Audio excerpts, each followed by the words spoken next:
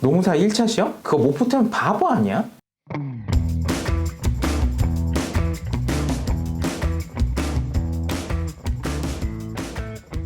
안녕하세요. 이왕현 노무사입니다. 오늘은 2023년 5월 27일에 시행되는 노무사 1차 시험에 대한 이야기를 해볼까 하는데요. 이번에 노무사 1차 시험에 대한 접수 인원이 대략적으로 11,000명이 넘었다고 하네요. 제가 처음 1차 시험을 봤을 때는 6,000명이 조금 넘었던 것 같은데 진짜 요즘 노무사 시험에 대한 인기가 활활 타고 있다는 게 저도 체감이 돼요.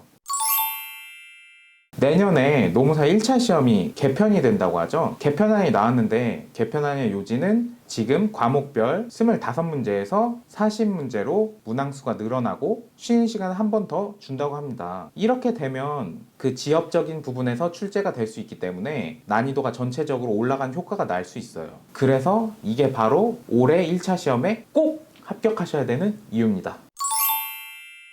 지금까지 노무사 1차 시험? 그거 못 붙으면 바보 아니야? 이런 이야기도 있었죠. 왜냐면 노무사 시험은 평균이 60점이 넘고 과목별로 40점이 넘으면 되는 절대평가 방식을 사용하고 있기 때문인데요. 그리고 노무사 1차 시험이 매해 어려워진다 라는 말이 나왔어도 노무사 1차 시험의 합격률은 50% 아래로 떨어진 적이 없었거든요. 합격률이 50% 이상이니까 지금 노무사 1차 시험 준비하시는 분들 걱정하실 필요 없습니다. 남은 기간 잘 마무리한다면 충분히 합격이 가능합니다. 저는 대학에서 경제학을 부전공하고 행정고시 공부를 했었습니다. 그래서 경제학 쪽은 좀 자신이 있었지만 저도 민법, 사회보험법, 노동법은 처음 접하는 과목이었고 1차 공부를 하면서 노무사 공부를 처음 시작했기 때문에 저는 굉장히 효율적으로 공부를 했어야만 했습니다. 그래서 1차 시험을 효율적으로 대비하는 법을 알려드리고자 합니다. 먼저 수험생의 상황에 따라서 세 가지의 경우로 나눠서 생각해 보겠습니다. 첫 번째, 학원 커리큘럼을 따르면서 공부하시는 전업 수험생들. 두 번째, 1차 시험을 2번 이상 보신 분들. 세 번째, 저처럼 1차 시험을 접수하고 그 공부를 시작하신 분들.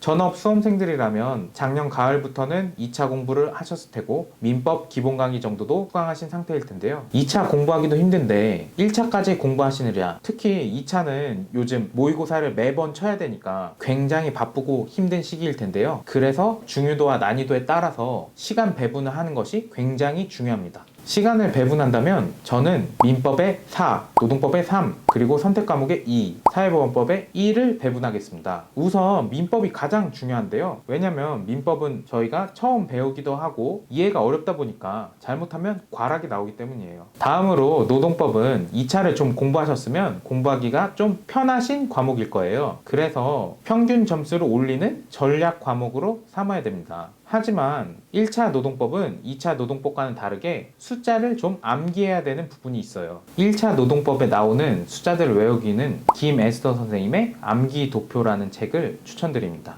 이 책은 1차 노동법에 나오는 암기 영역들만 수록되어 있을 뿐더러 매우 얇고 컴팩트해서 들고 다니면서 짬짬이 외우기가 매우 좋습니다. 그리고 1차 노동법에는 부속법령이라고 하죠. 산업안전보건법, 퇴직급여보장법, 그리고 직업안정법 등 여러 다른 법령들이 있는데요. 이런 법령은 학원에서 제공하는 부속법령 특강으로 정리하시고 그리고 거기서 나눠주는 자료를 짬짬이 외우시다 보면 충분히 대비가 될 거라고 생각합니다. 그 다음으로는 선택 과목인 경영학과 경제학입니다. 선택 과목은 원점수가 표준 점수로 변환돼서 점수에 들어가기 때문에 마지막까지 그 꽈락 여부를 알 수가 없습니다. 그래서 2차 공부에 조마조마하면서 영향을 끼치는 경우도 많이 봤어요. 그렇기 때문에 어느 정도의 시간 투자는 해주셔야 됩니다. 그 다음으로는 사회보험법인데요. 저는 여기서 시간을 가장 많이 아꼈습니다. 그 과목 특성상 암기 과목이기 때문에 시험에 임박해서 하는 게 가장 효과적이라고 생각했고 시간 투자를 가장 적게 할 수 있었습니다.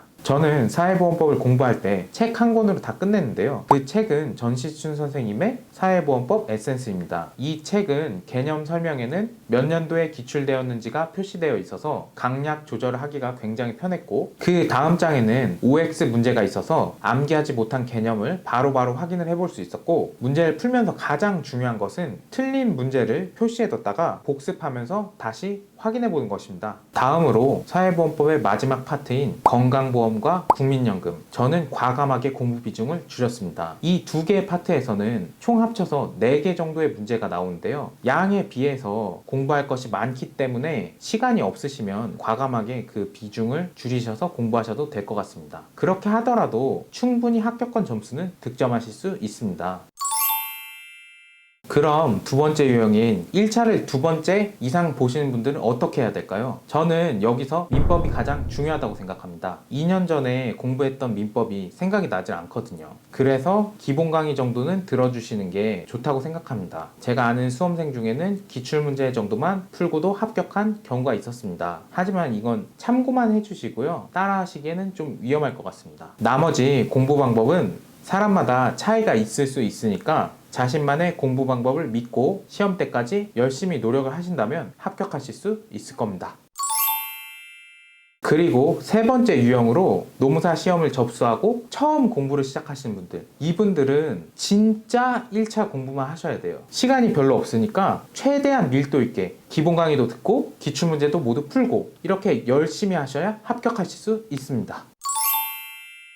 수험생분들이 많이 하는 질문 중에 하나가 4데이즈 강의는 꼭 들어야 하나요? 이런 질문이 있습니다. 하지만 저는 개인적으로 이를 그렇게 추천하고 싶진 않습니다. 왜냐면 4데이즈 강의는 4일 동안 아침부터 저녁까지 강의만 듣게 되는데 강의만 듣고 나서 머릿속에 남는 건 없는 느낌이었습니다. 차라리 자신이 가진 자료를 토대로 차분하게 정리하면서 공부하시는 게 더욱더 효율적일 수 있습니다. 제가 정답은 아니니까 불안하셔서 4데이즈 강의를 꼭 들으셔야겠다는 분들은 들으셔도 괜찮습니다. 그리고 경영학 4데이즈 강의는 주변에서 효과를 봤다는 이야기를 많이 들어서 한 번쯤 들어보시는 것도 좋을 것 같습니다. 그리고 마지막 시험장 팁!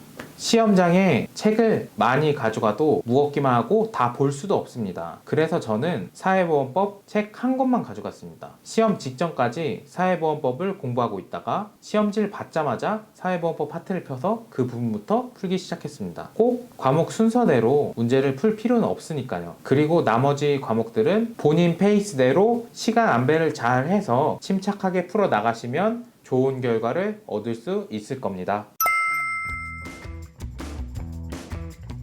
지금 노무사 1차 시험이 대략 한 달 정도 남았는데요. 올해 공부하셨던 분들이나 올해 시험을 처음 치시는 분들도 모두 열심히 했던 만큼 좋은 결과가 있으셨으면 좋겠습니다. 모두들 화이팅! 감사합니다. 이왕현 노무사였습니다.